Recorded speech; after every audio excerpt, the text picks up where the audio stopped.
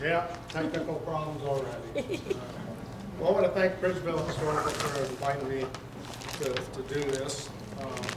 And I want to thank my son Kyle back here who assisted me, and he did like a lot of the legwork out doing some of the field work. I gave him the dirty jobs, running through the muck, and so, okay. So, we'll get right into it. Of course, you know, we're part of, Bridgeville's part of the Northern Appalachia region of the coal in the United States, and there's about 250 billion tons of coal in the United States, or over 500 years worth if we continue to use coal at the current rate.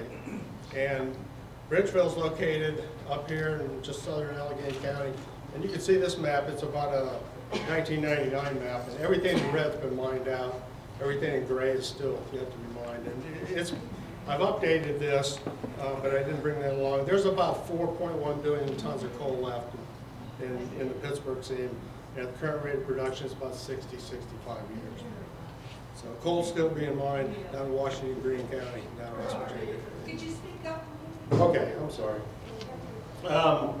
So for me, it's all about the mapping. It's, you know, I really enjoy looking at mine maps. Mine maps are kind of a living history of what happened at the mine. You know, it has surface features, it has mineral properties, ownership, things like that. So see, these are some of the maps that I used to do this analysis, plus mine inspector reports and historic photos and company annual reports. You know, most of this stuff's out online, and you can go out and look at that. As a matter of fact, I got some slips of paper there that actually have the website, so you can go out and look at mine maps around your house, or you can go look at environmental things around your house. So pick one of those up on the way out. There's some other items here too, some mining lamps, and Renee from Fayette County brought some projects they got going down there, so you might want to stop and take a look at that. Okay, here's one of the websites to go. It's a PA Mine Atlas, and you can go here and click on your house, and it'll bring up every mine map that's available. And you can actually view them right there on the website, or you can download them and look at them later. There's also the WPA maps in Pennsylvania.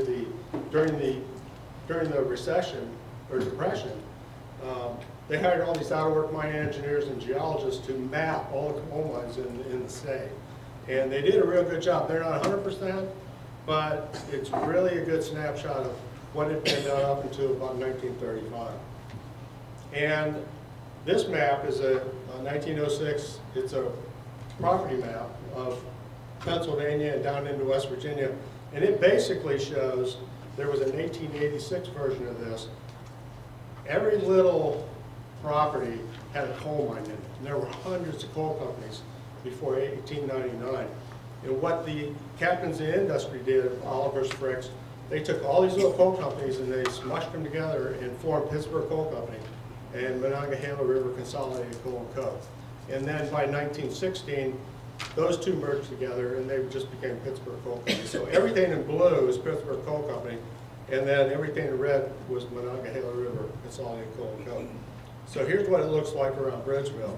You see, Bridgeville is right here, and you can actually see the property for the Katy mine, over here the property for the Witch Hazel mine. Everything in blue is Pittsburgh Coal, and brown here would be National Coal Company, which would end up being Frick Coal and Coke and U.S. Steel. And then there's Pittsburgh Coal Company maps. This actually shows you in 1922, there were only 4 Pittsburgh Coal Company mines working around Bridgeville. The rest of them were on the Montour Railroad. And then the K-sheets. Pittsburgh Coal Company wasn't not just a coal mining company, it was also a land company. And they were meticulous about tracking the coal and who mined the coal and what. And so they created these series of K-sheets, and here's the available K-sheets in and around Bridgeville area. And this is what a K-sheet looks like. It basically has what was mined, you know, what wasn't mined, property information. It's got a border around it. It tells you what map it butts up to, and it was actually drafted upside down. So if you take that using photo software, brighten it up, straighten it, crop it, you come up with this. And this is actually a map that shows where they stopped, which was on Spruce Street. They were mining in from the east, and they stopped mining on Spruce Street. They also stopped mining here behind these houses on McLaughlin Run. But you can take these and then photo mosaic them together to get a larger picture of what all the mining was done. And this is the Bridgeville mine, and we'll be talking about that in a couple minutes. And then you can take these and georeference them out in real world coordinates and drop them on Google Earth. I use Google Earth as my presentation because it'll read and write. It'll read a lot of this information that's sent out. The state has already digitized a lot of these mines, and you can just grab that, bring it into Google Earth, and you can look at the mining. Okay, so you can actually drop that map on Google Earth, and I can see where they mined underneath all these houses. And you know, this mining was done over 100 years ago. So how many people were living over the Bridgeville mine 100 years ago, and how many people are living over there today?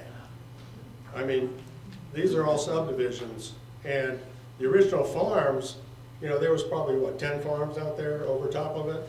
So there's hundreds and hundreds of more people living over top of these mines, which gets you into, make sure you get some science insurance. So, I'm not getting paid to say that, but, okay, the main reason why is Bridgeville such a great place to put a coal mine back in the 1880s and 1870s, why is it such a bad place to have coal mines right now?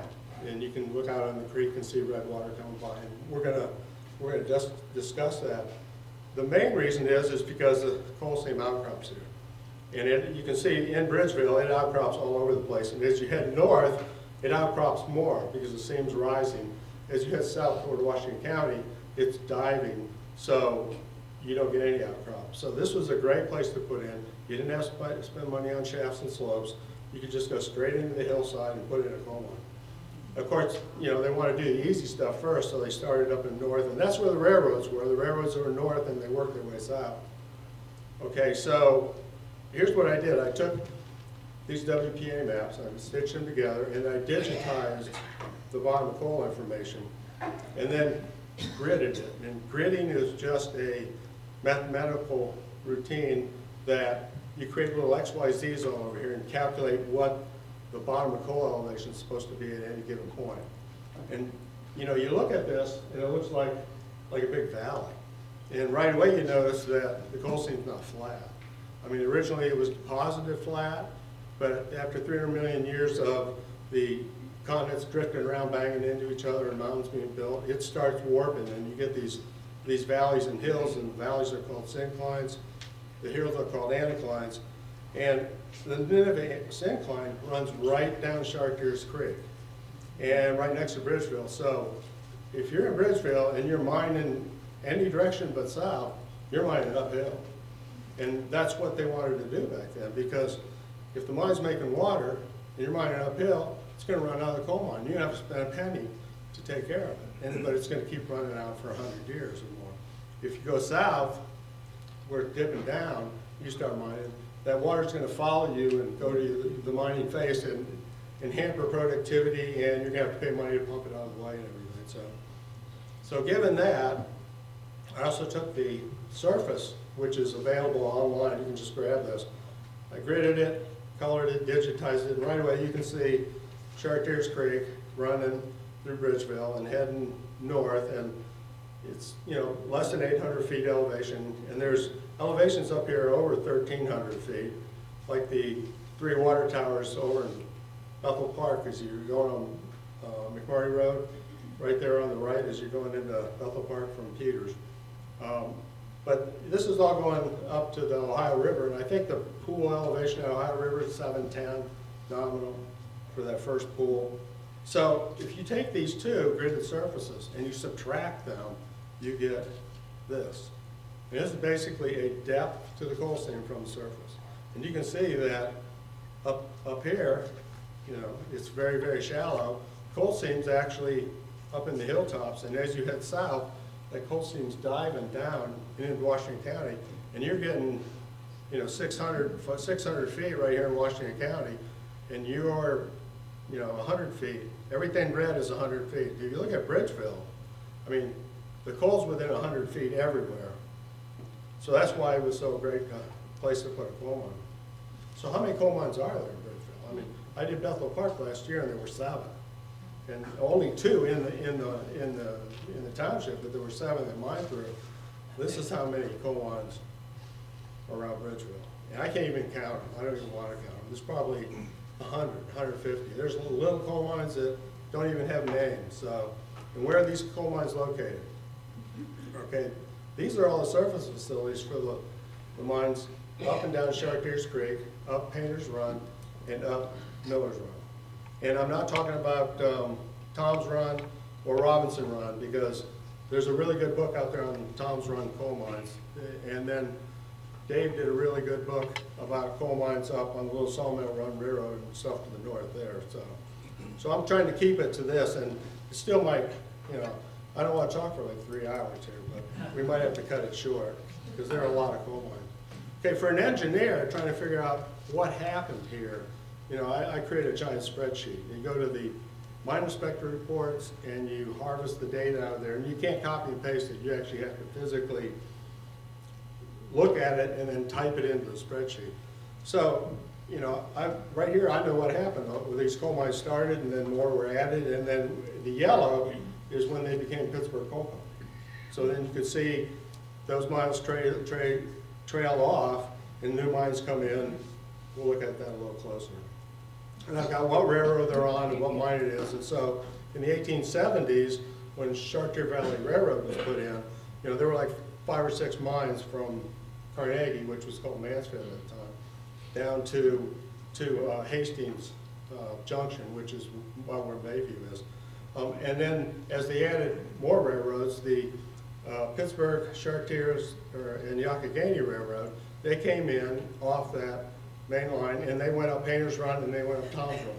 So, and that was in 1882. And so then in 1884, you can start seeing more mines come in, and they just keep adding and adding as more railroads are put in. Plus, the one in Mansfield was like 1860 or something like that, before the railroads even came in. They were hauling coal to Pittsburgh on wagons. So, from 1895, here's what happened in 1899. All these little coal companies here became Pittsburgh Coal Company, and they produced until about 1903, 1904, and all of a sudden they started trailing off, and you only got 4 big ones going. Then down here, we got the Katy mine. It comes in 1901. It goes about until 1913. There's some other little mines that are actually in the borough of Bridgeville. So what happened, you know, I'm trying to figure out what happened in 1905. So if you go to the Pittsburgh Coal Company annual reports, right away, it was a terrible year. They had an industrial depression, okay? But the big thing that happened was, and I talked about this over at Bethel Park, is the Pittsburgh Coal Company signed a lease with Pittsburgh Terminal Coal Company Railroad for 7 almost brand new mines. And it was like $350,000 a year they paid for it. It was a 5-year lease, so they had to run them. Well, they got all these little bitty coal mines that they just picked up when they formed in 1899, and they probably were very, very much higher cost, and they had to run these, so they shut all the little ones down, and they started running the big ones. And they ran them for 5 years and realized they weren't making any money, so they turned it back, and then Pittsburgh Terminal Coal Company took over, and eventually they put Coverdale in, and they had eight mines in total.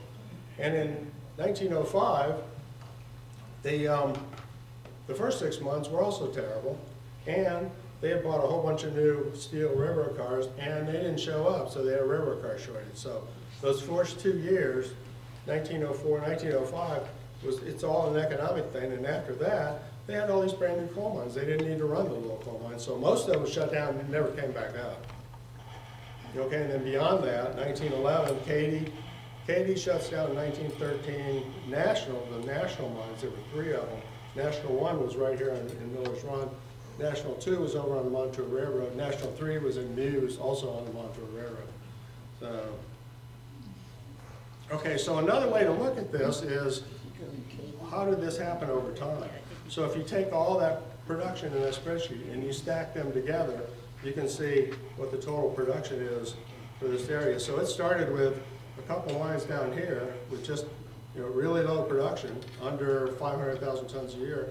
And then as you entered railroads, you got more and more coal mines came in, and the production peaked up here in 1899, and Pittsburgh Coal Company took over.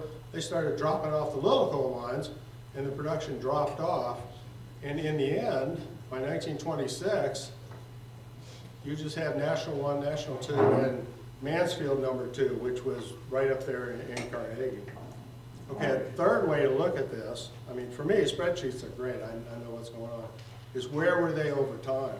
So in 1880, you see you got the Chartiers Valley Railroad running down Chartiers Creek, up Chartiers Creek.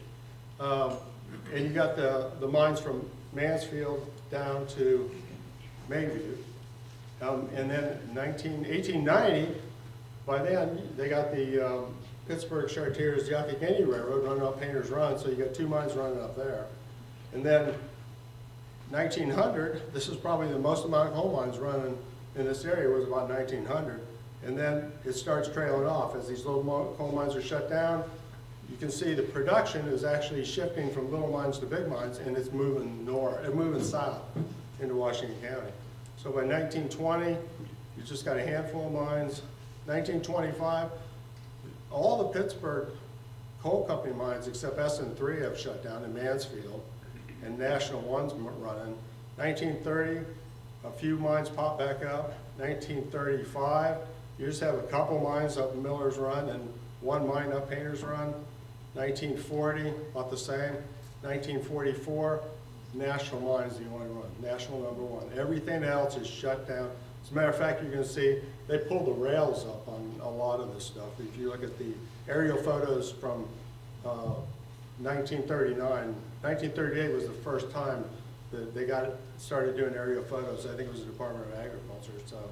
So I found this online. I thought it was interesting because it sounded like some good information.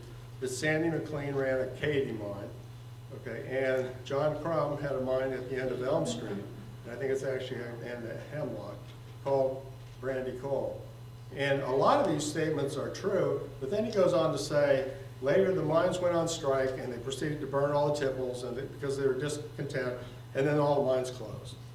We just showed that the mines closed for economic reasons, and matter of fact, none of the mines that he mentioned had their tipples burnt, and half of them weren't even in production at the time that this event happened. So we'll talk about that in a minute. So we'll start with Katy, and we'll work around Bridgeville, and if we have time, we can hit some of the others.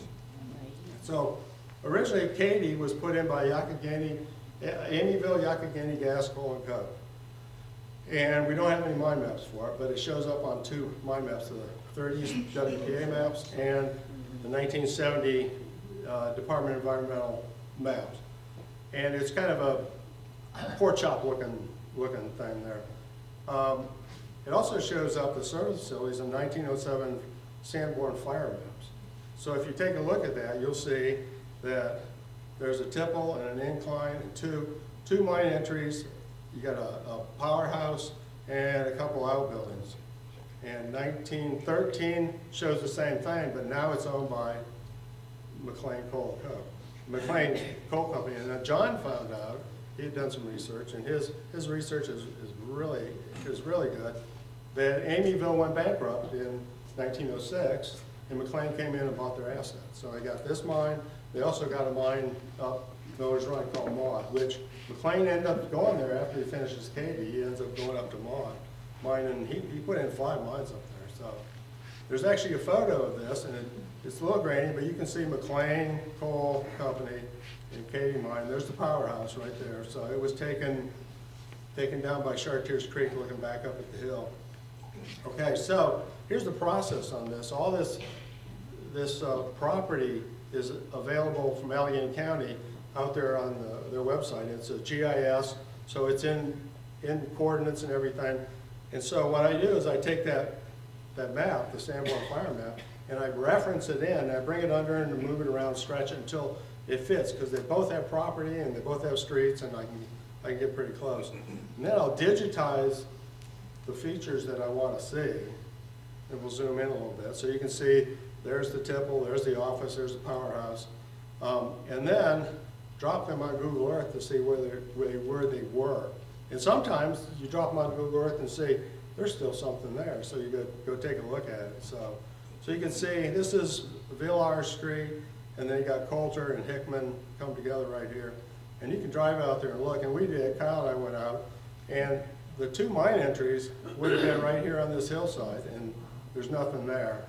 And if you turn around and look into the sun, of course, the tipple would have been centered on the corner of this building, and there's the mainline railroad tracks back there. And you can actually see the rails are still there, and that was the, 1870s Pittsburgh, I think it's Pittsburgh, Cincinnati, Chicago, and St. Louis Railroad, or it became that in the end. So 1924 Sanborn map shows it's all gone.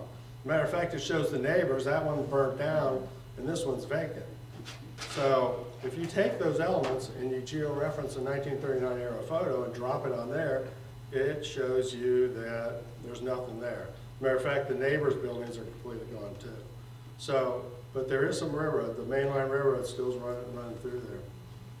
So if you go to the mine inspector's report, and there's a lot of information out there. You can see Amityville, Youghiogheny Gas Coal Company, and you can see it produced 27,000 tons that year. They have 53 employees, and they work 300 days a year, so that's 6 days a week.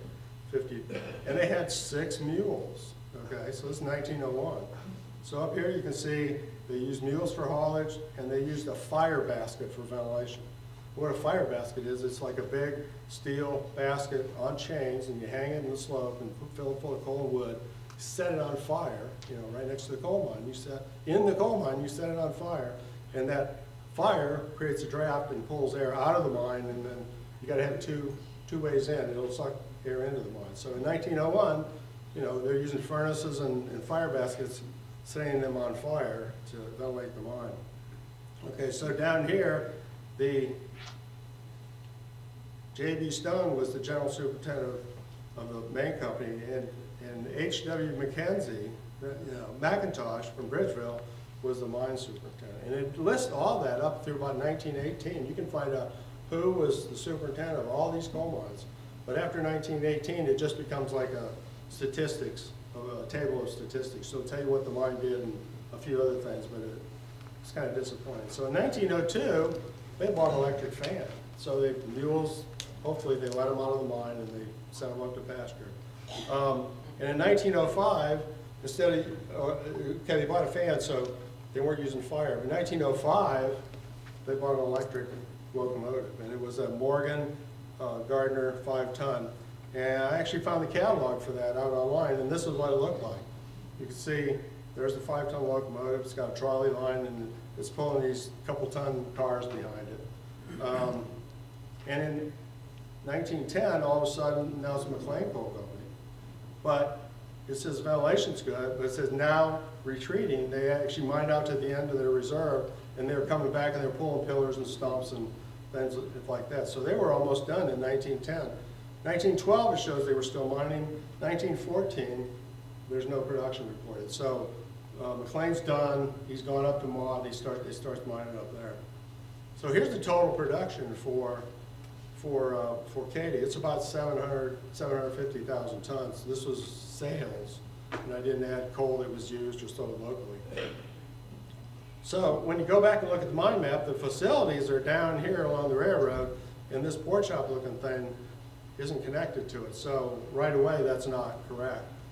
So I drew my own pork chop that actually kind of looks more like a boomerang. And I stayed within the outcrop that they had. Come to find out, later on, we're going to see that they actually strip mined this end up here. And the freeway in 79 came through. So there's about 1 million tons in there, so there's plenty of tons.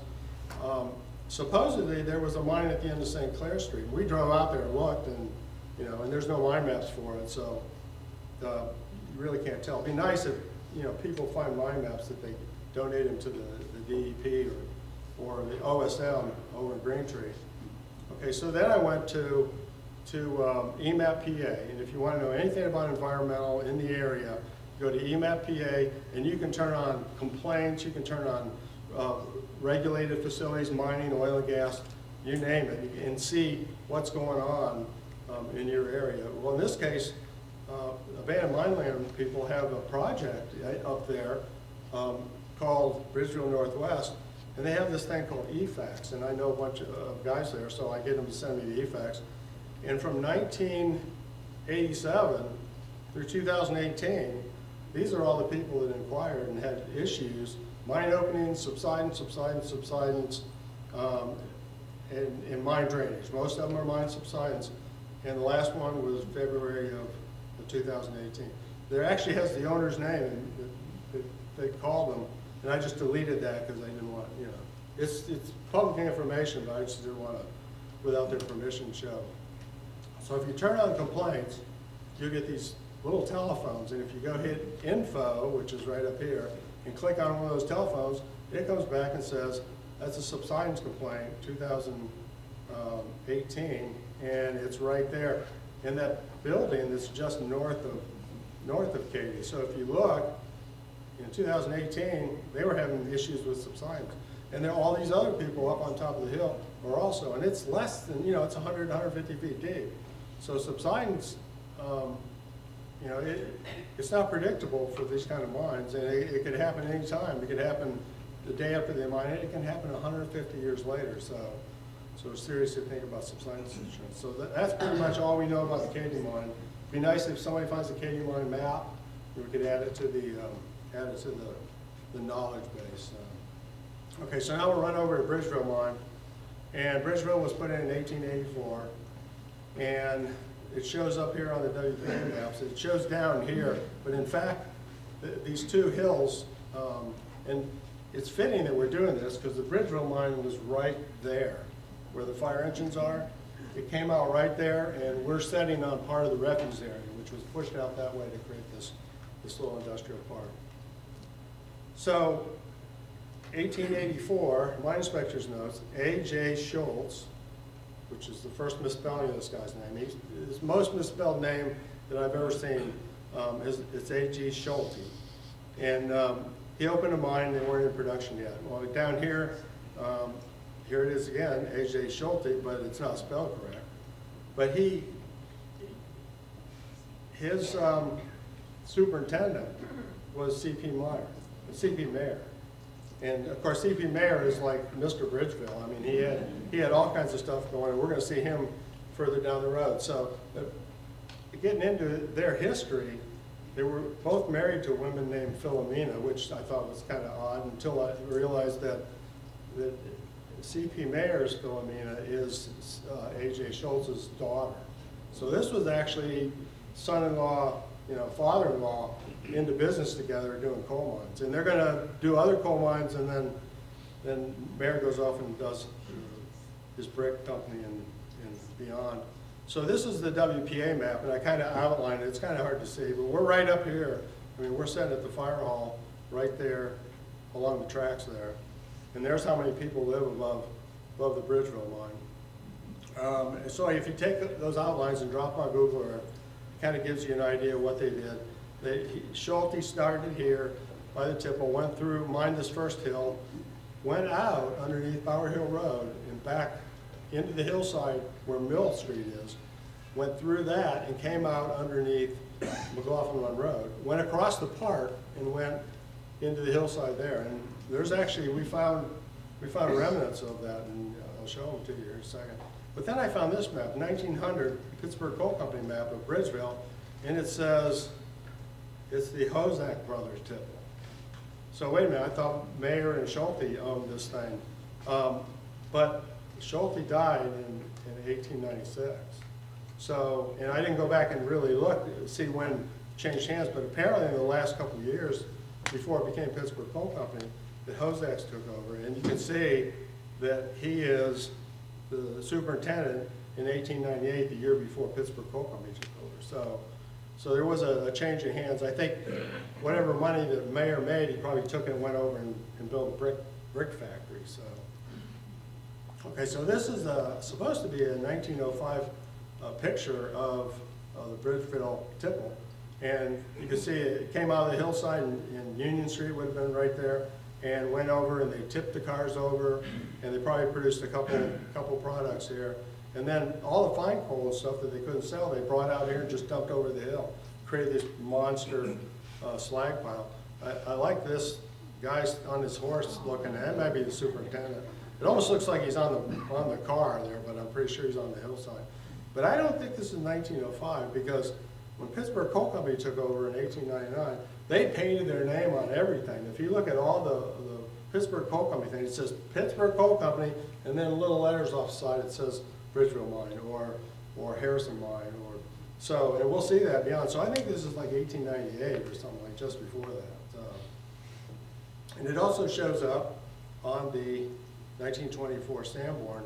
There's the tipple, there's the entry, and it shows that that's Union Street, but if you look at the 1939 aerial photos, it hadn't been put through yet. So it just came out of the hillside, went over, dumped right there, and we're setting the fire department right there.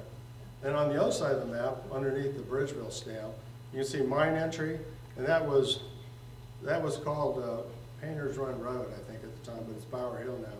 And there is Mill Street. Okay, so we're set right there, a little closer. You can see the 4 acres worth of refuse. You can see some famous names here. Mayer and Schulte owned the coal reserves. So not only did they run the coal mine, they bought the coal, and they probably bought them from Moses Cook, who was the original landowner. And when the mineral, or when the coal was severed from the surface, and it takes off by itself, he sold it to somebody else, and he kept the service. So there's what it looks like if you drop it on Google Earth. There's the tipple, there's where the entry was, there would have been rail across there, there's the edge of the gob pile, and we're sitting right here next to the where the tipple from the Bridgeville mine would have been from 1884 to 1923. Okay, so, and over around Bower Hill, this is what that looked like. Now if you take, and I georeferenced and drew a line, and then you go to Street View, you can see that the mine entry came out right at the edge of the parking lot of that car dealer there, and then right over there where that house was, and I'm pretty sure that house wasn't there in 1884. So, and then over on the McLaughlin Run Park side, you can see all the facilities here. This is where most of the mining happened, from there to the east. So after a certain amount of time, all this was mined out, and they're just using it to get from one side over to the tipple. And there was an air shaft down below. So that's what it looks like if you drop it on Google Earth, and there's the air shaft. And if you turn the mining on, that's what the mining looks like on both sides.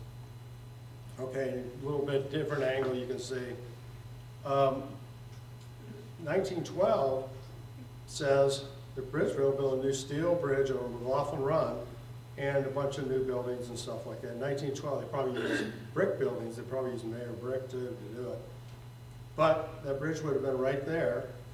And if you go to Street View and you stop about right there where that line is, the green line, there's a set of steps that are blocked off. You know, I'm pretty sure, and then the track ran across and went back into the hillside.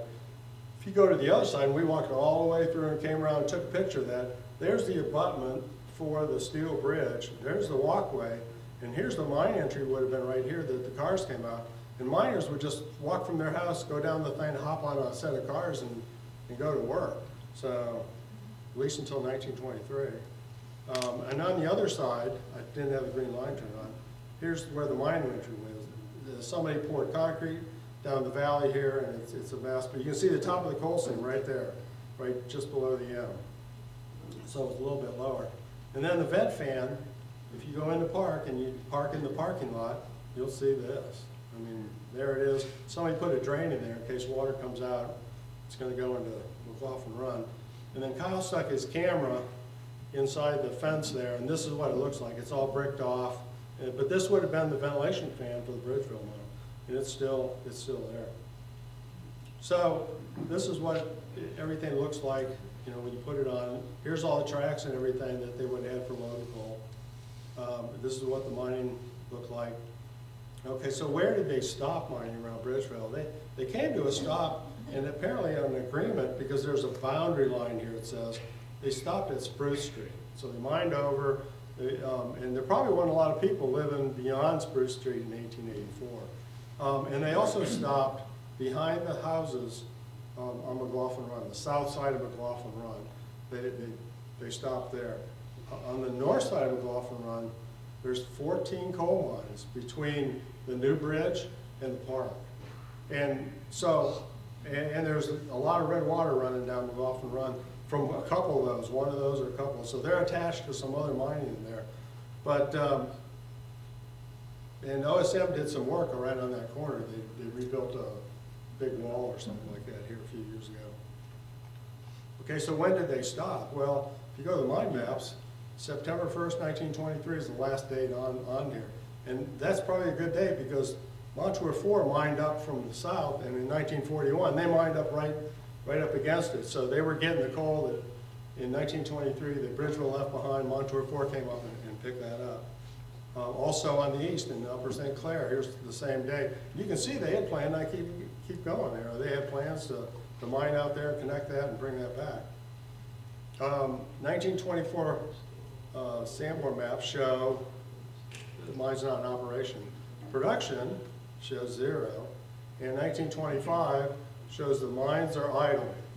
Bridgeville and Harrison. And Harrison was the beetling mine of Painter's Run. They both shut down at the same time. So there's something economically was going on in 1923.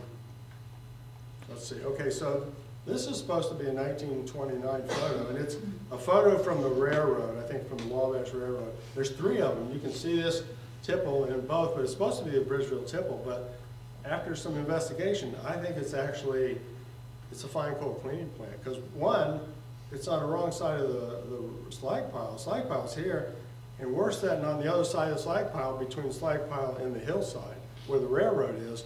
This is setting McLaughlin Run right there, so they're bringing fine coal refuse up here into this plant, running it down through there, and then loading trucks or something and taking it out.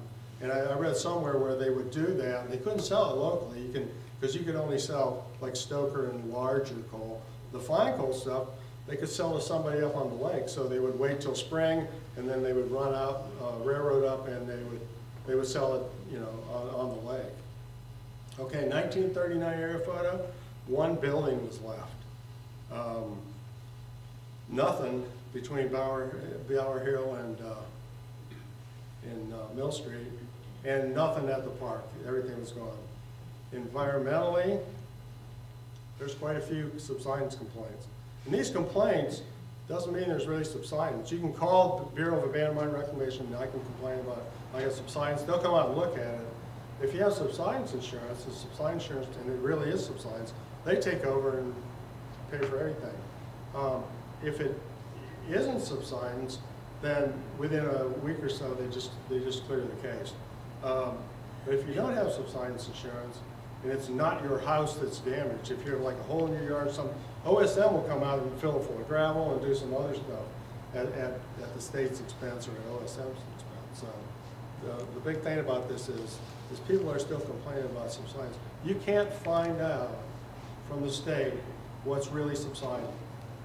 Because they hold it confidential with their policyholders, and I've tried a couple times. I didn't try Freedom of Information Act yet to get that information, because it'd be nice if you're going to buy a house to know if the houses around you are subsiding. And there's areas, Pleasant Hills, that are currently subsiding. They've been subsiding for 50 years. They're just going to keep on subsiding, but people don't want people to know about that. If you know your housing prices will go down, but if you're going to run a pipeline through an area, it'd be nice to know if there's subsidence prone area or not. Okay, this is the total production of the Bridgeville mine. There's a couple of years missing because the reports weren't scanned and I couldn't find all the data, but it's 5 million, right at 5 million, maybe a little more. And it took, what, 40 years to mine that? Current mining, like the Consols, Bailey Enville, Harvey mine, that's 2.5 months worth of production. So, I mean, you can see the difference in economy of scale, in technology, what it's done, you know, 40 years versus we can mine the same amount in 2.5 months. So this is what the production looks like as a graph. You can see they shut it down for a few years here, but what is what is with this? And this is the event that he was referring to right there. This is when they had the big coal raids, and it was 1894 and 1895 up in Mansfield. If you read this, it says a bunch of foreign anarchists went crazy and started burning down coal towns. And 17,000 miners went out on strike. But the interesting thing was, and this is almost like something right out of the movies, that C.P. Merritt was standing on a freight car next to a burning tipple, rallying the citizens of Bridgeville to fight off the anarchists that were coming down from Bower Hill. And they went Bower Hill, they went over the hill, and they went up Painter's Run, but they were coming back, and he actually stopped them. They were armed, because they were going to go through Bridgeville and then run up Miller's Run. And he stopped them. And the Beadling brothers did worse, and we'll see that here in a minute. So that was Bridgeville. So now we're going to talk about what's in between. And this was interesting because when I started this, we had a map that just showed maybe there's a tipple along Chartiers Creek. It says John Crum had a mine on the end of Elm Street, and I think it's really Chestnut. And it's right there in the circle. But the WPA showed there was really no coal there. So, I'm going to show you that there's coal between Katy and Bridgeville mine. There's coal everywhere. And I don't know, we don't know who mined them because there's a lot of maps missing.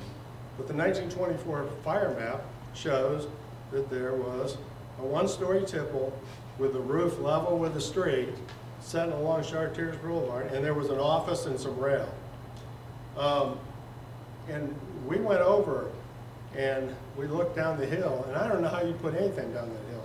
Maybe the road was smaller and it was shifted over, but if you take that map and you georeference it into the right coordinates and anything, it was easy because that map had property on it, and I have property from Allegheny County.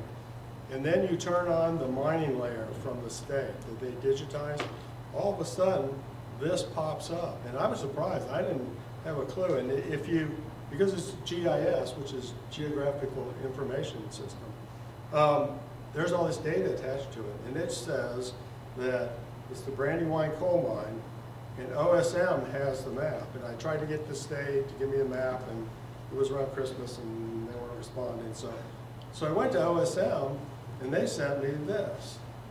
Brandywine coal mine, and adjacent service properties, Borough Bridgeville, no date. So if you look at the map, it's got all this mining here and property. And right away, you start looking at some of these features. It shows that these entries were caved, so I don't know if they caved in when they were mining there, or if they hit something that was caved in. And up top here, it's not a full map. It's been cut off. So there was more mining to the north.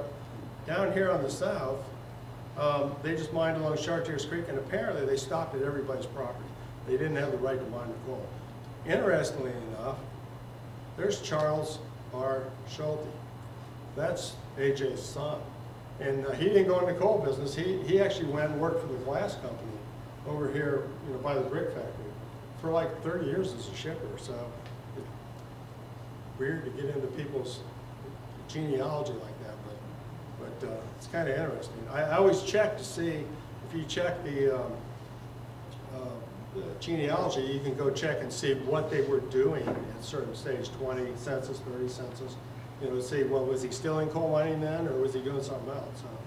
So if you georeference that map, and then you turn on the K sheets, all of a sudden you've got another mine down here. And this was the Crum and Lynch custom pit, and it's just a little mine here, but you notice right away that, a surveyor leaves things open if there's something in there. It still continues. Well, these entries were left open, like, he didn't want to go in there to survey it, but he left it open because it actually attaches to something.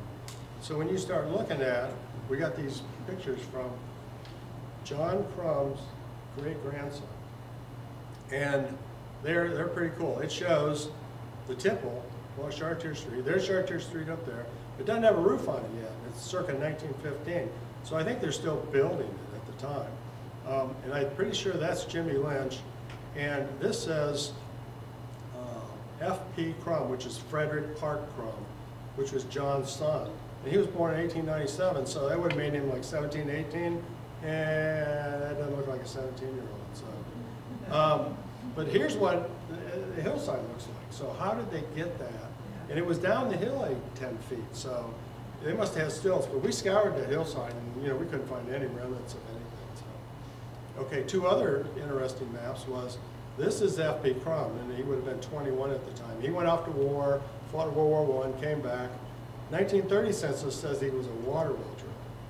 So, but his dad, John Crum, was still a laborer in a coal mine. So, so that looks like the opening to the Crum, and it was 1920, the same date as on the map. That looks like the opening to that Crum custom pit. Over here, looks like they're setting on the rail line, and this is brand new. They're just putting this in. So in 1920, they're just installing this. So, it took them that long to get that constructed. And there's another rail there, which has a really, really small gauge on it, and it looks like some construction carts that they used to put the coal mine in. So we walked down there and walked around and fought our way through all this brush, and we can't find any hint of anything down there. So if you put it on 1939 aerial photo, you can see nothing. You could probably see a hint with a little white line there. It looked like there could have been a path up the hill to the tipple. But, so I'm thinking that if they mined a lot of coal, maybe there's some subsidence claims above it. In fact, there was only one, that's the middle one there, and it's way over to the north, almost on the hillside just above McLaughlin Run. So if you put that on the map, the subsidence claims here, these two mines are down here. So then I went and looked at production. So here's the annual reports. And as past 1918, so you don't have a lot of data, no good descriptions of what's going on. But you do have tonnages they ship, and they ship 6,500 tons by rail. So they took it off, trucked it over to the rail, and shipped it, and then 3,100 tons locally by truck. And they had 25 employees over here. And next year, all of a sudden the rail shipments are dropping off. And you keep going, and every year the rail shipments drop off. And that's at 1923, the same time Bridgeville and Harrison shut down. So something was going on economically that you couldn't ship coal on the rail, but that he bumped up his production one year locally, and then it started dropping off. So by 1926, he had fallen. He didn't need to be inspected anymore, and the law said that you needed 10 or fewer. You didn't need to be inspected. You didn't have to report anything. You could do whatever you wanted to. If you had 11 guys working, then they would check your ventilation, check your drainage. And you had to report your production. And good drainage and good ventilation back in the 1800s was terrible ventilation and terrible drainage. So when you look at today, but if you look at the tons they mine, 25,000, that's about 5 acres when you do back calculations. And what would 5 acres look like? That's 5 acres. So if they only mine 5 acres, that's about as far as they could have gotten. They couldn't have gotten up there to do that subsidence claim, if that was really a subsidence claim. So all this area in pink, Katy was up here. There's coal underneath most of the town. Who knows what mine? I mean, and it's shallow. You're at 100 feet deep where Bridgeville started, and you probably get down to about 30 feet by the time you get down here to the Washington Pike. So, but the coal's still underneath there, and we don't know who mined it. There's no mine maps and really no history or anything. So that's a big question going forward. If people come up with mine maps, then we start taking a look at it. So in the same breath, we're going to talk about Elsie Mine, which was supposed to be, or could have been, at the same location where the Brandy Mine was. And I was ready to hop on board saying, oh, look, 1917, 1918, they put in Elsie, and then when they were done, they did Brandy, and they all came off the same tipple. But I don't know. I started looking at the data and stuff, and John Crum was the superintendent at Elsie Mine in the first year. But they only worked June through December. It's almost like they started up in June and they produced through December. It said they had a 70-foot slope, which doesn't fit anything on that hillside. It is 30 degree, which is really steep, for a coal mine. So they produced 16,000 tons with 67 employees and worked like half a year. And had good ventilation, drainage needs to be improved. Okay, in 1918, Crum's gone, and D.S. Mullen's now superintendent. And there is no general superintendent, so something happened, and John found out that they weren't up for sale at the end of 1918. So maybe this is what, the end of sale. But down here it says it's 15-degree slope. So if everybody remembers their algebra, tangent of 15 degrees is 0.268, which is about 30%. So that was a 30% slope and not a 30-degree. Pretty bad when you got to back check, 120-year-old math. But so then this popped up. The mine was done. It was exhausted. There wasn't any coal left. So they ended in 18. They stopped mining and they put it up for sale. But I don't know what they were selling because they weren't selling any coal reserves. So I'm still thinking, well, maybe it could have been down there, But then 1922, Elsie pops back up, produces 10,000 tons. At the same time, Brandy's running. Both mines are running at the same time. Okay, so there's no way they both can be there, running from there. Elsie has to be someplace else. We know what railroad they're on. So I started searching up and down the maps, looking for any possible place I could put this. And this is the stretch. This is a big stretch. The only place I could find was just north of Bower Hill. It's called Sosong Pit on the map. And here's the reason I thought it could be Elsie. They had about the same amount of area. It was mined about the same amount of time. But two of the women's names were named Elizabeth, and Elsie is the nickname for Elizabeth. So maybe they named it after a grandmother and a daughter, and maybe that was really it. But I don't have any data I told you it was a stretch, but okay, CP Mayer Brick Company in 1903, and we found more than just a coal mine there. We found two mines and a shale mine at this location. And down here you can see 1917 is when they had 11 men or more. So they fell under the law and they had to start reporting. He started the brick company in 1903. So he's probably been mining coal with less than 10 men that whole time. He just didn't have to report it. So everybody knows about CP Mayer. He had a lumber yard. He had a general store. He fought off anarchists, and he was like the hero. And it shows up on two maps, the same two maps that Katie showed up. And we have no mine map, but I don't really have a good picture of what was going on. But this was interesting. It's a letterhead from there, and it shows a couple things. It shows this machine house, and it shows a clay bank in the back, and it shows a building behind the machine house. Little train up here moving clay, and the train down here moving bricks. And the clay ends up being shale. He didn't have a clay bank. He actually had a shale mine where he took the shale, he crushed it, brought it in, he made bricks. He made really good bricks, apparently. They were renowned. So the 1907 Sanborn map shows the brick company, and it shows earthen bank up to where the Wabash. And this is down behind on Mayer Avenue, or Mayer Street, where the Collier bus garage is. So you got the bus garage, and you got the railroad, and then you got Mayer Street. So it was down off Mayer Street. Matter of fact, the railroad he had was probably where Mayer Street is. So 1913, all of a sudden, it's got a lot more information up here, including coal mine entrance and shaft. And then this blue thing is a stone wall. On the other side, a shale bin or ore bin, and a tunnel underneath the railroad into the machine room. Okay, so we thought, well, that's interesting. So I took that map, I georeferenced it, I took those, dropped them on Google Earth, and this is what it looked like. Over here, this is a fenced-in area. It's actually for lease. We didn't go in there. We tried to respect private property, but it shows there's a shaft and a mine entrance behind this one building. On the other side, it showed up here, where the buses park, that there was a shale bin and then a tunnel underneath the railroad into that building right there. And that building looks kind of funny because it fits my pattern when I dropped on it. And it just so happens to be, it's Hamill's garage. And if you look at it, there's 4 windows here, and there's one missing where the garage door was. If you go look at that, you'll see there's 5 windows on that machine run. That is the original machine shop from 1903, Mayer Brick Company in and he's using it in the garage. So then we went around behind it, we said, well, there was a tunnel back here, right?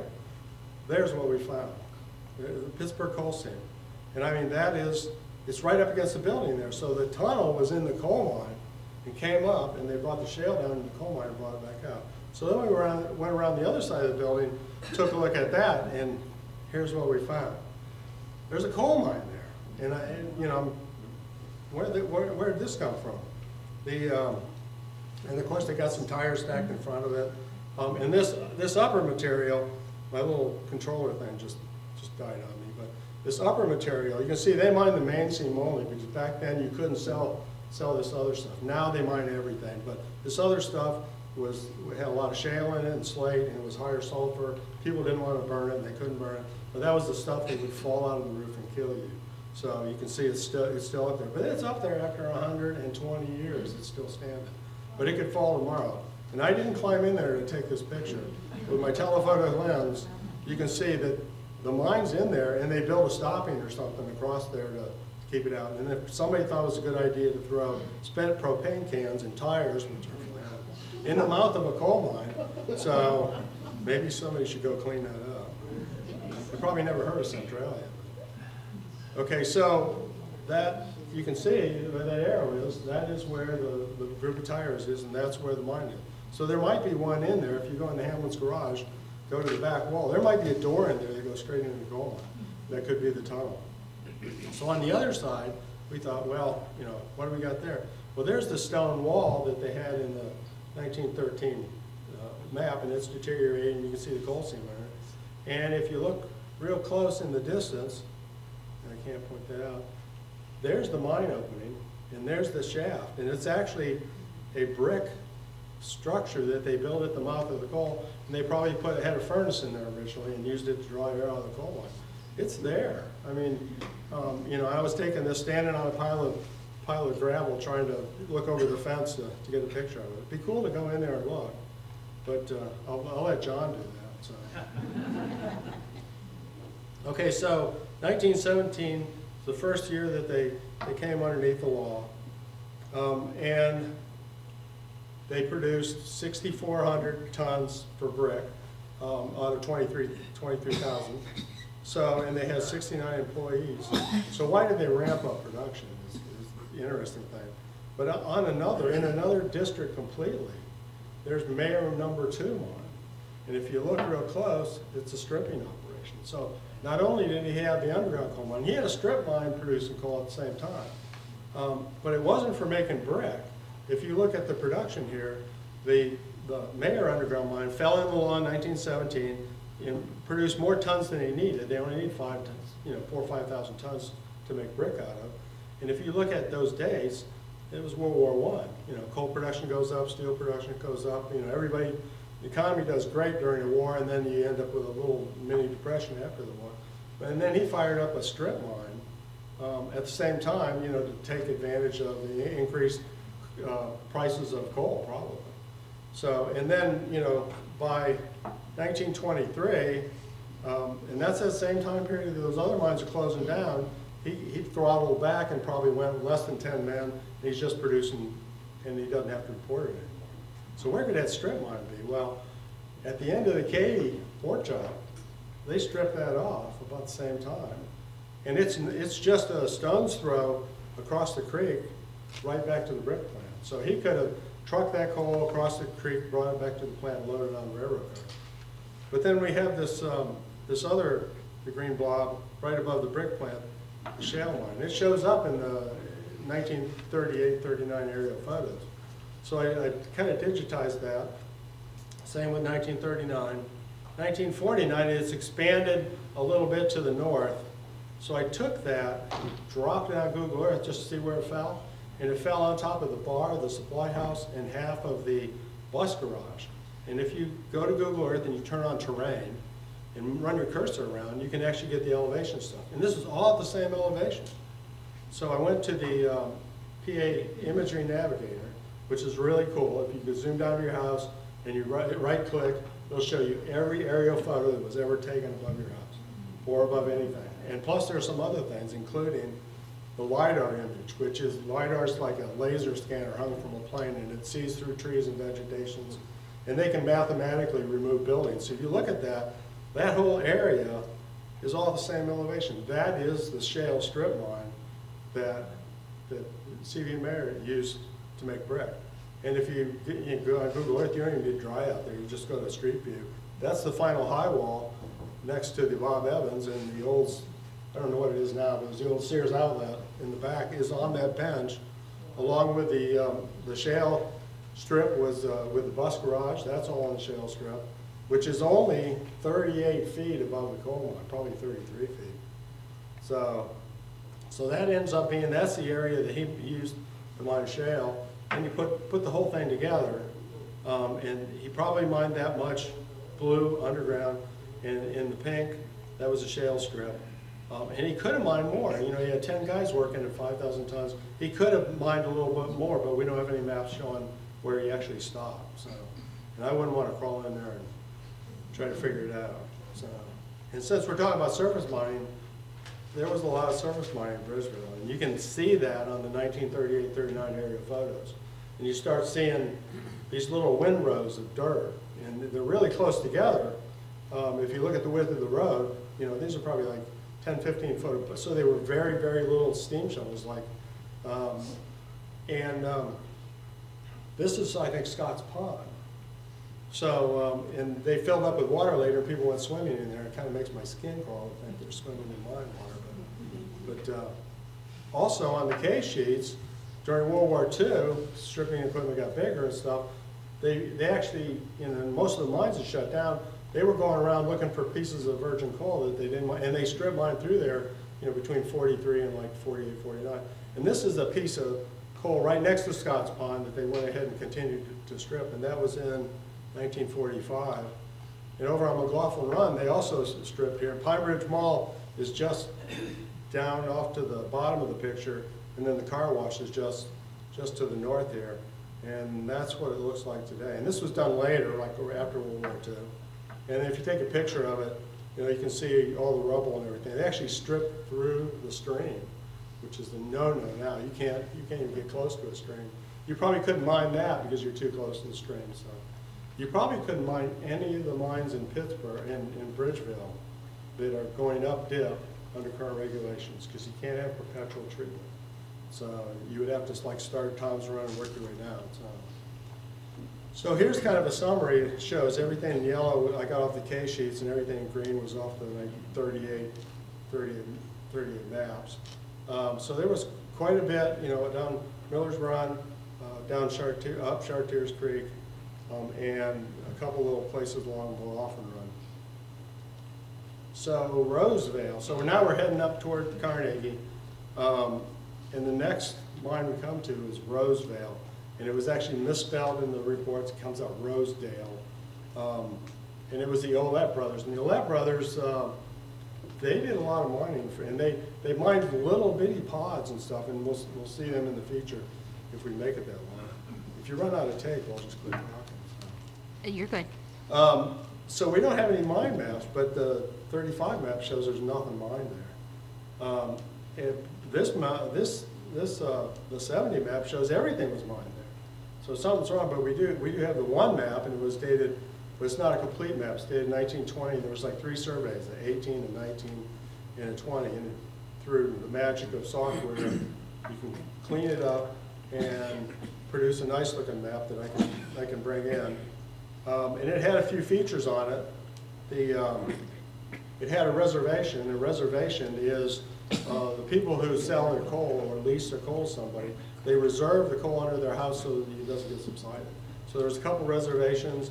They didn't mine the strip of coal in their Steen Road, which is, I think, right on the corner where the new Sheets is.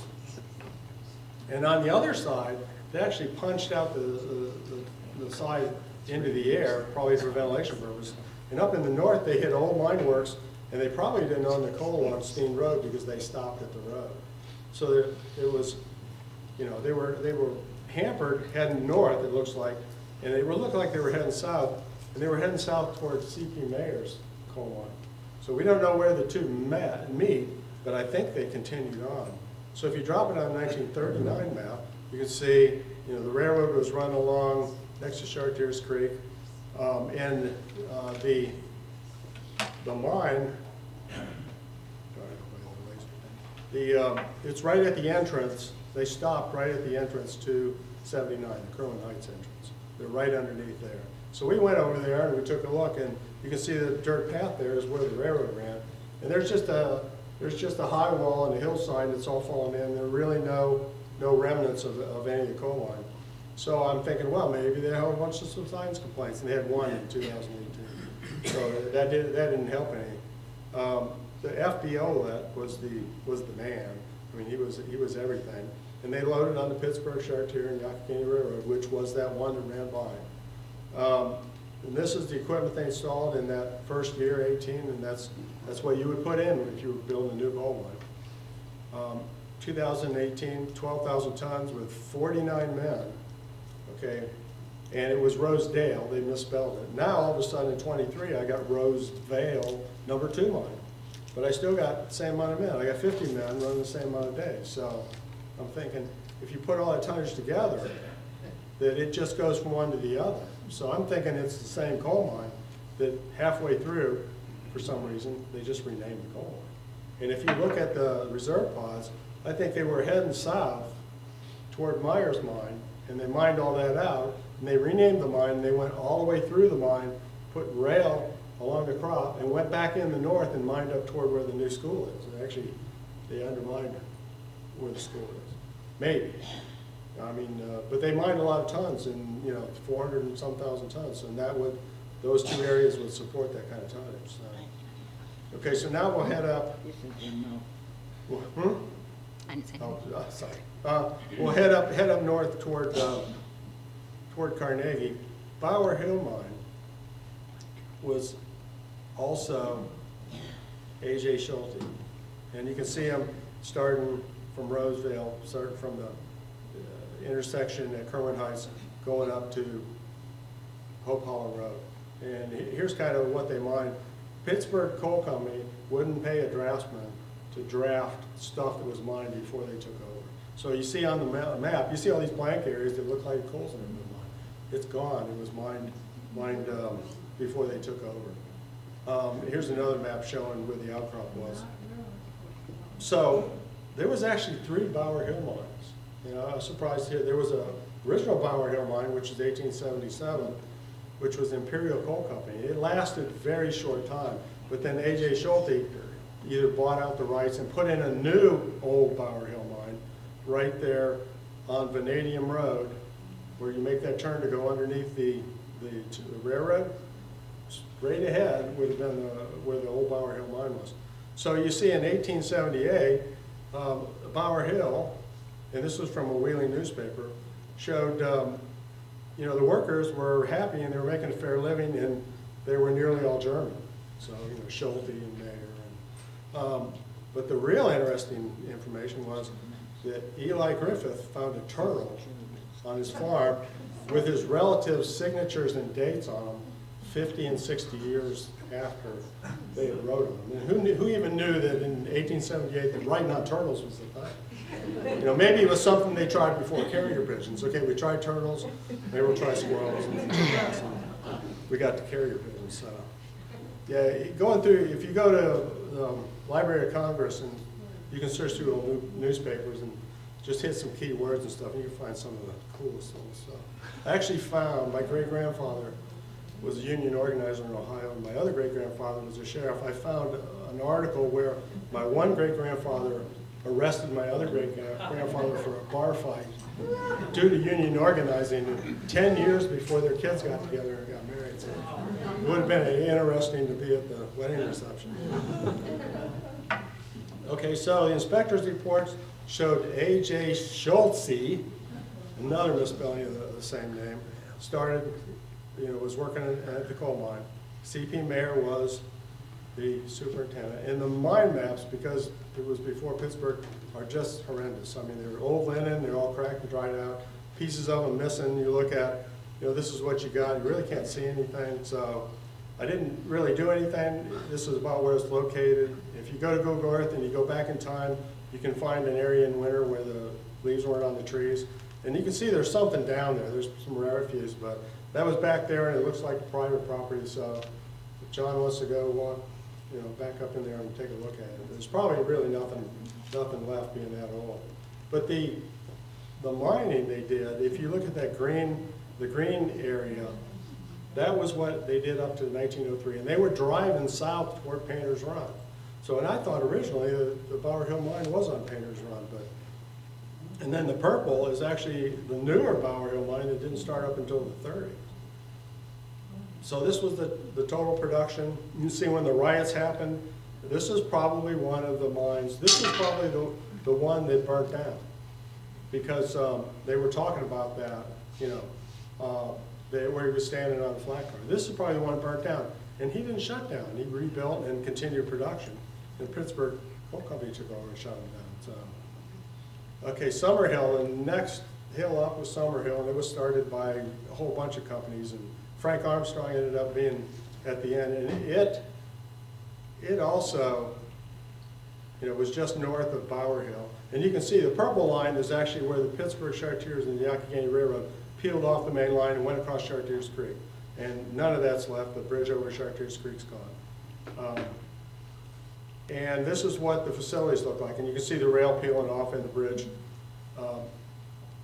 But it has stable and a tipple, and it was pretty much state-of-the-art, 1880, something like that. When you take those and you drop them on Google Earth, you see they end up being over the hill from, I think, the Veterans Bridge or something on Old Bower Hill Road comes across there. Yeah. But if you look up on the upper right-hand side, you can see that nice red pond sitting there. So, I mean, I'm sure that water's coming out of there. And there's some refuse that you can see when you're driving down Washington Pike along the hillside. I think they were in there with some equipment facing that up, but that's the refuse left over from the Summerhill mine. You can see the production, and it drops off in 1904, same as the other ones. But then it starts back up in 1912 and 1913. And I thought it was confusing. Why was you shut down that many years? And the mine inspector's report says 1914 they abandoned the tipple and they gave all the remaining reserves and mines to the Mansfield mine, which was up to the north. The Mansfield came across and was mining down, and it was taking mining everybody's remaining coal reserves. But there must have been 2 years worth of coal that they couldn't get to, so they started to mine up, mined out that coal, and then they shut it back down. Okay, Leesdale, another small little mine, and it's right underneath the Scott Township Park. And you can see that they actually had, which is old Washington Pike Road now, they had facilities right along there. They had a little tipple, and there's where it shows up. They had a stable, an engine house, blacksmith, tipple. And we walked down there, and this is what it looks like. There's a little bit of refuse on the hillside. You got some nice red water coming out. Because you remember the geology lesson, all this stuff is draining towards Chartiers Creek. If you're standing there and you turn around and look, somebody has a big cutout of a Yeti sitting up in his backyard there. You get startled when you turn around and look at it. Okay, Nixon Coal Mine, started by Chartiers Valley Coal Company, 1877. It's the next one up. And these are the big mines. There are a couple little teeny mines in between. And it also had the same. It actually had a trestle across Chartiers Creek, and then they had a shop along the main drag there. And you drop them on there, and that shop would have been in the parking lot, and there would have been a couple things up on the hillside. And it's down the cemetery in Scott Township that's just north of the park, on the other side of Green Tree Road. It's just down over the hill from that, and it wasn't even worth. You knew there was nothing there. It wasn't worth walking in there to try to see it. You could see it from the road. There was nothing there. Okay. Plus, they had an explosion in 1904, like a year before they shut down, where a foreign miner, laborer, dropped his cap lamp, like one of these, into some black powder and blew himself up and injured 9 guys. So, going through and looking at these newspapers, you see these all the time. Mining was really dangerous back then. So, this is what the production looks like. Pretty much like the others, all shut down in 1904, 1905. Now, Mansfield was the big mine. It was started by Mansfield Coal Company, and they actually had two mines, Mansfield 1 and Mansfield 2. And it was started before the railroad came in. They actually had an inclined plane that they would drop the cars down in wagons, and they would take it by wagon, horse and wagon, to Pittsburgh to use. So this is kind of where it is. It's north of Hope Hollow Road. When you go across that bridge and you come around the corner, there's an Aldi's on the left, and Petite Kitchen and Design, and the facilities were right there, and that whole parking lot would have been a rail yard.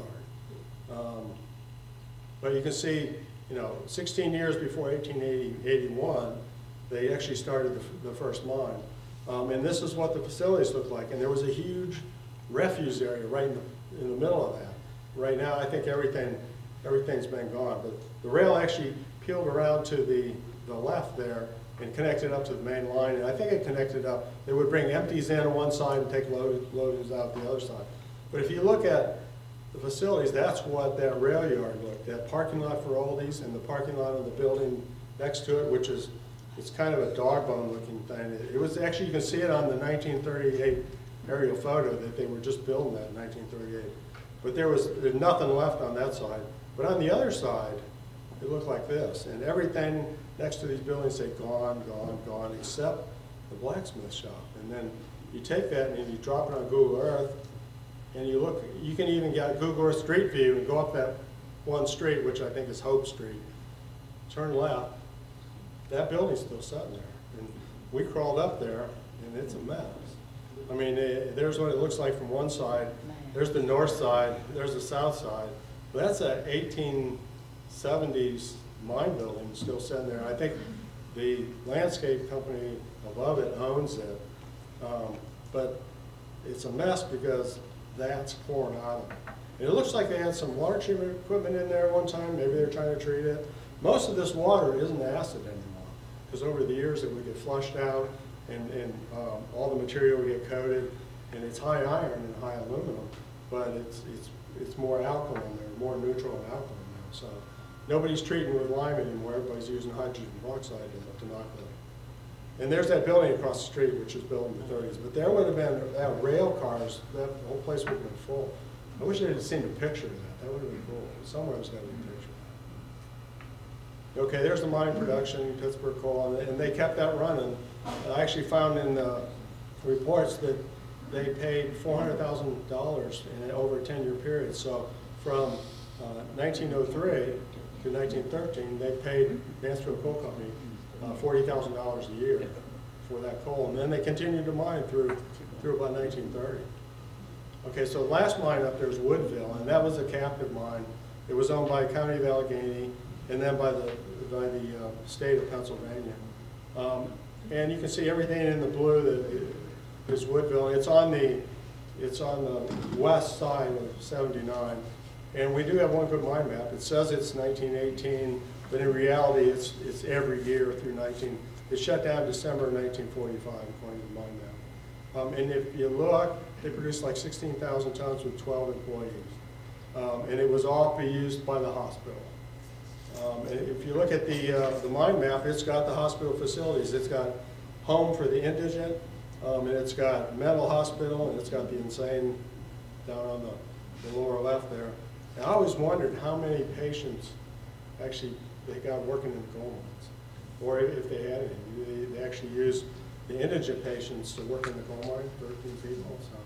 But you can see the boiler house, the old mine and pit, and if you drop down Google Earth, the only thing that's really standing there is this, and everybody sees it when they drive down 79, that big smokestack. And in the 80s, I remember that boiler house was still there, and you can see the extra foundation.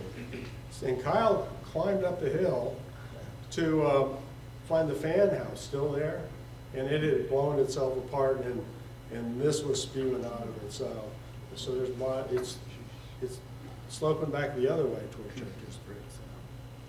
So. Okay, Painter's Run. They had 5 mines on Painter's Run, starting in 1894. This is the big event. Okay, they started in Tom's Run, all the anchors. They started Mansfield, went up Tom's Run, started wreaking havoc and burning. And then they headed over to Chartiers and started working their way down there. Then they went over Painter's Run, and of course, this is a newspaper, and they misspelled Essen a couple times, Essex and Esser.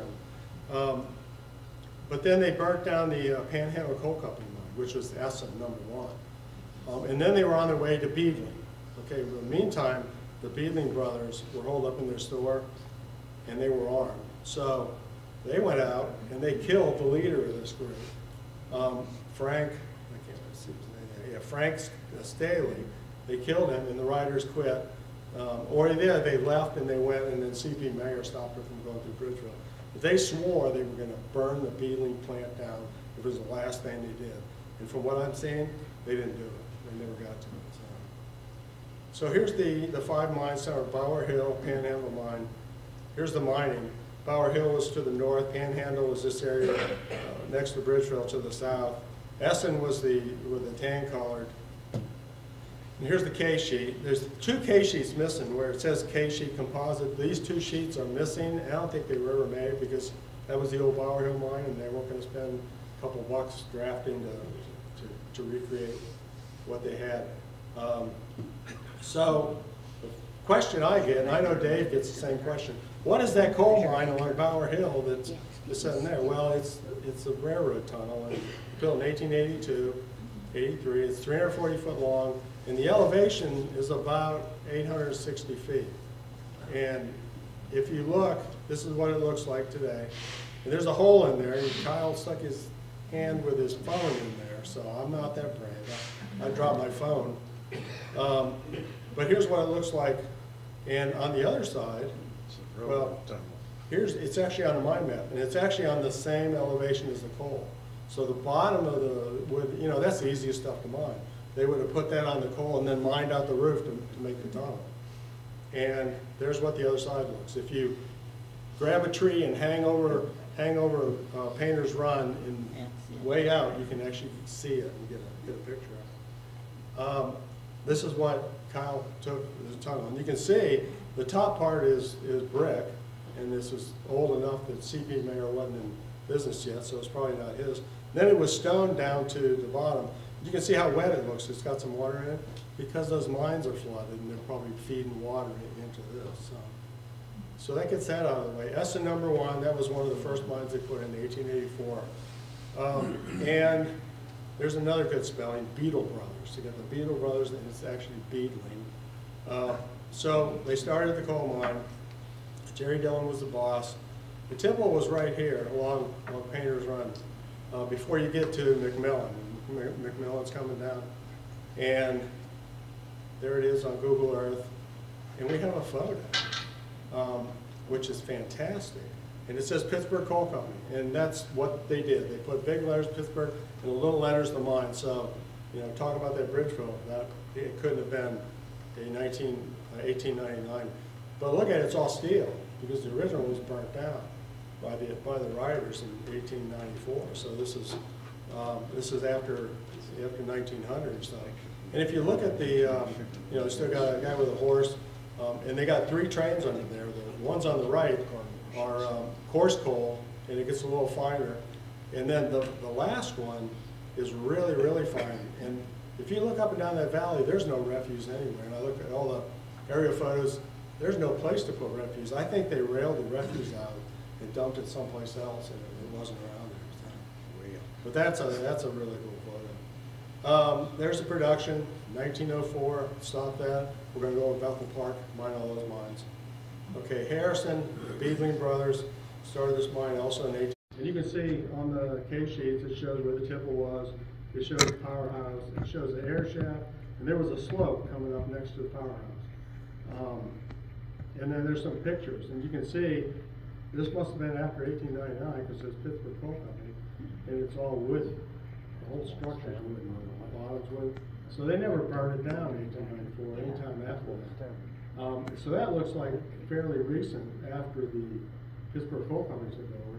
And then this is much older because you look at the side of the building, the paint's worn off, there's some holes in it where somebody derailed a car inside. And in the wood, it's still wooden, so even at this late date, they never converted it to steel. This is really cool. That was supposed to be the powerhouse, but I think it was taken after when they brought electricity because there was electric lines running by, And so they took the smokestacks down, and they took the boilers out, and made that into a shop. And up on the hill, you can see the refuse pile, and it looks like there's like an aerial tram where they would take the refuse up and dump it. And the tipple was off to the right. And this is what it looks like today. It's the Beadling Sports, which was formed in 1937. And if you look at the building, there is the original powerhouse sitting right next to it. And if you turn around and look down, the tipple would have been right across there where that little curve is. 1939, you can see the powerhouse was there and the refuse area up on the hill. Today, Beadling Sports Club, and they flattened that out and turned it into a sports field. So there's no coal refuse and everything underneath that sports field. Across the street, where that little U shape is, that was the original company store, the Beadling Company store. And that was actually, Pittsburgh Coal Company didn't want anything to do with company stores, so they sold them all to like Federal Department Store or Federated stores, so they all changed hands. And there's the production. They shut down, when they were on the Pittsburgh terminal mines, and then a couple years later, they started back up at a much higher rate. So they must have spent a couple years upgrading everything and updating everything, and then they ran out of coal same time Bridgeville did. Everybody getting tired of hearing this, or keep going? Okay, Bower Hill. This is the new Bower, the new Bower Hill, 1926, and right away I'm looking at where they mined in 1923. I'm looking at the facilities. I thought these were the Bower Hill mines. In fact, those are the Panhandle mine facilities that came in from the south. If you put them on there, that's where the tire place is right now, where all the tipple and everything. The Panhandle mine was over on the right. The Bower Hill mine was over on the left when I think there's that restaurant. And the Panhandle mine, it mined for less than 10 years, about 10 years, and then they shut it down for the same reason they shut all the others down. But the Bower Hill mine, everything in purple was mined in the 30s. And it's all you can see the difference in the mining. You just look at the stuff to the north and it looks different than the stuff to the south. And if you look at the dates, you can see 1937, September 22nd, 1937. And you can see a lot of writing on here. And if you turn it around, Bower Hill Coal Company got a lease for Pittsburgh Coal Company December 1st, 1936.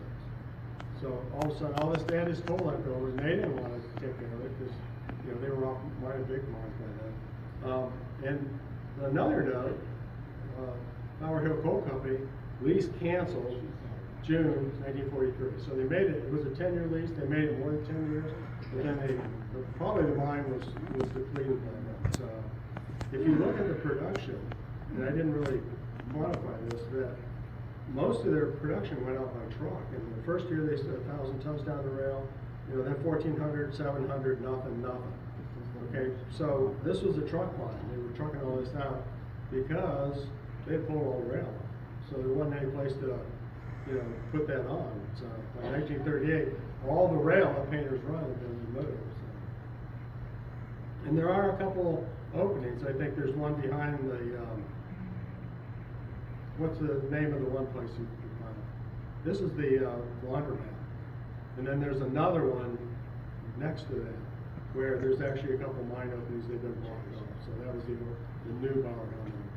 Witch Hazel mine was that little piece of property that Pittsburgh Coal needed.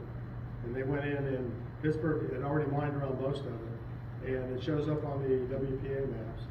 And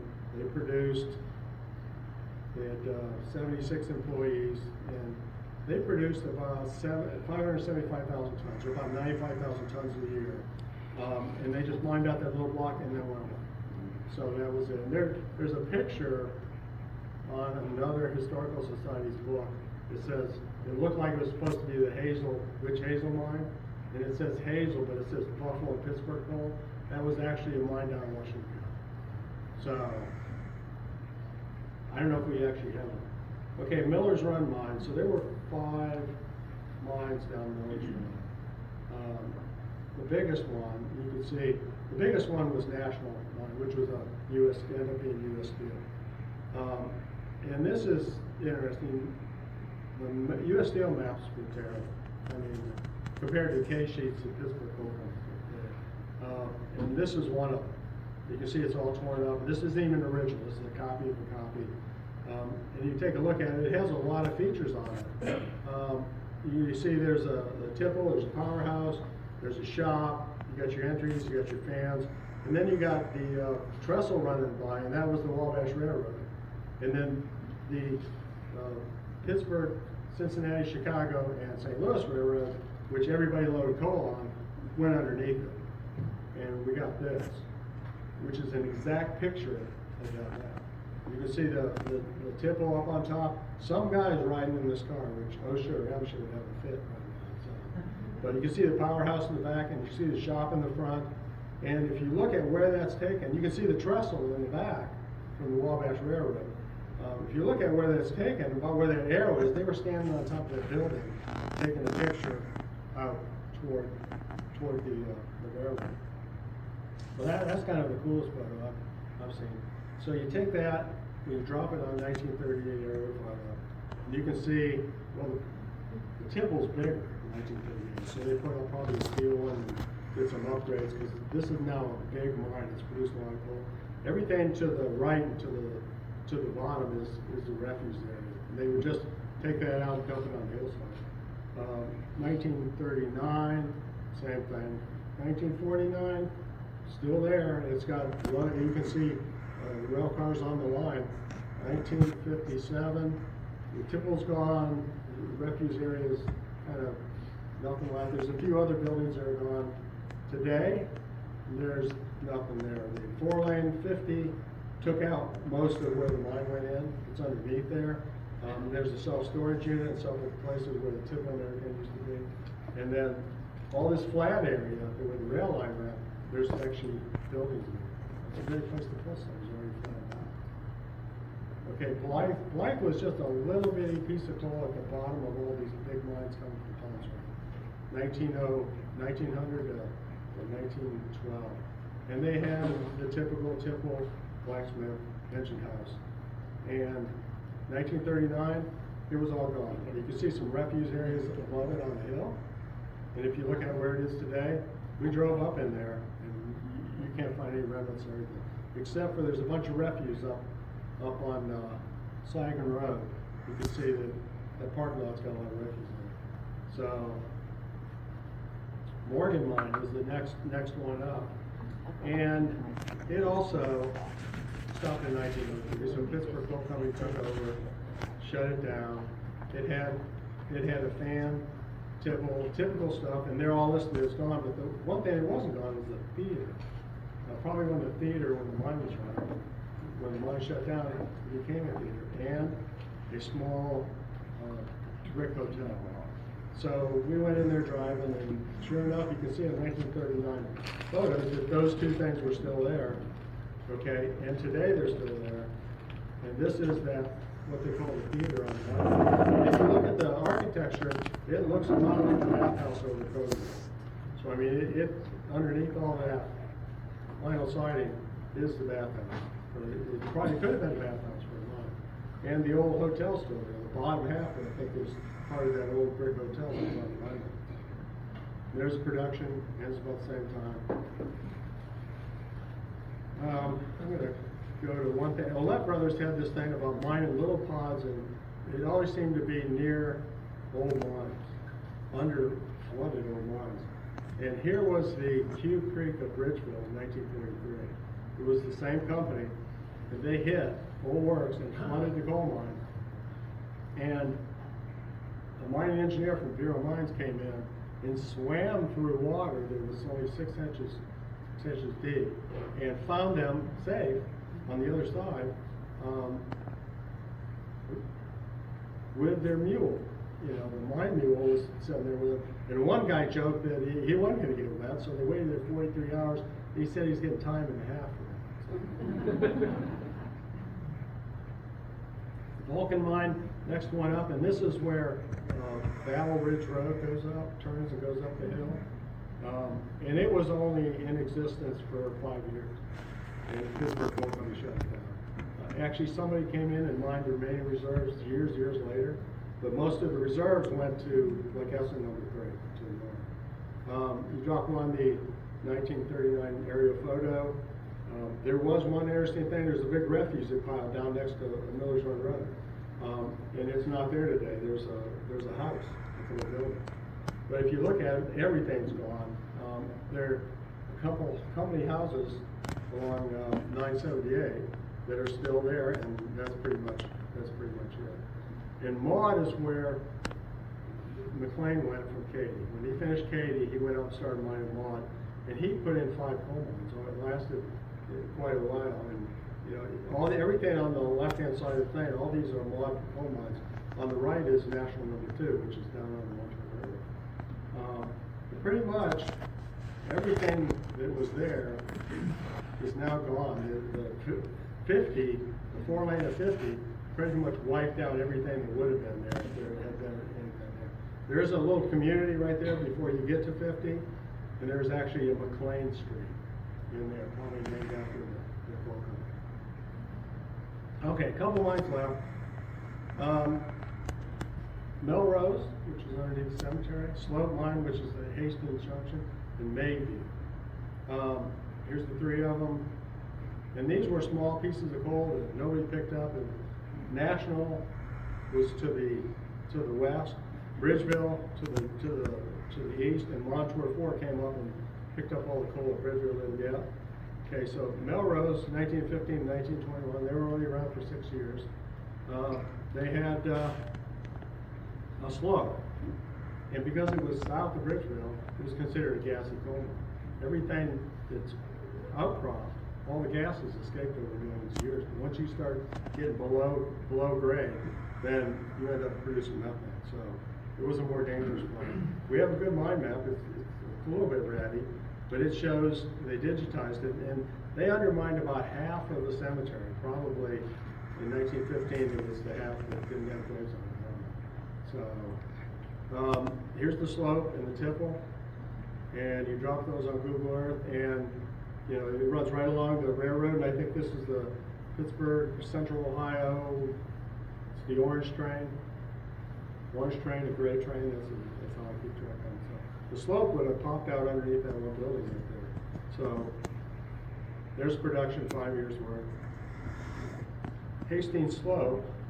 And I don't know why they put this in, because this was a slope mine. It had to be more expensive, but you know, somebody wanted to mine it. It was the Hastings Slope or the Pittsburgh Coal Company Slope. It was started by PA Coal Mining. You can see we have one mine map, but this is actually a National Coal Company map. So we don't have a good mine map from them. It's been digitized. Everything in the dark blue was the slope line. Everything in the light blue was National. And National actually came up and used their slope, probably later on for ventilation purposes. So, it actually shows up on the case sheet. You can actually see they started developing to the north in 1901 and then just shut it down. So I don't know what was going on with there. But you can see there's tipple and some floating side tracks, and today there's just a muddy red water pond. This is a cross Chartiers Creek from that Winfield pond here. So where they got some treatment ponds in there. And this is what the production is. 1901 shut down. This is the last one. Okay, Mayview. This was kind of interesting because, you know, it was the city of Pittsburgh first, and then the Commonwealth of Pennsylvania. So it was the homeless. It was the city of Pittsburgh, Mayview. The first 19,000 tons. They used it all internally. We'll look at the mine. We got 3 good mine maps, but this was kind of interesting. This was from 1945, and look at where the mine opening was, and it shows up on the 1924 Sanborn fire map that when you're going down Mayview Road and you made that big sharp curve where there used to be a power plant, and now it's all developed and everything. Used to be a power plant, some stacks and stuff right there. Right there underneath that, there would have been a coal mine, and it fed over to the hospital's power plant. And you can see that. Here's another drawing of it. They had a mule barn, they had a fan, they had 2 entrances with a fan, and they had a trestle and a tipple behind the powerhouse and a smokestack. And you can actually see that smokestack here. They had 3 different maps that were available, one in 1937 and in 1949. And then this was, you know, that one was City of Pittsburgh. This was Commonwealth, Pennsylvania. then all of a sudden, CF Coal Company, line through 65, and I didn't realize that they brought an outside contractor in to produce coal not for the hospital, but to sell it, to mine out the rest of the gold. So the aerial photos are really good for this area. So when you look down 1938, you can see where the mine openings were. You can see steam coming out of the boiler, and you can see the shadow, that yellow arrow, the shadow of the smokestack. So it was taken early in the morning. And then if you look at where that real red line is, well, there was actually a small bridge across Chartiers Creek there that's not there anymore. Same thing, 1950, they're still using the boiler house. You know, the sun's over to the right.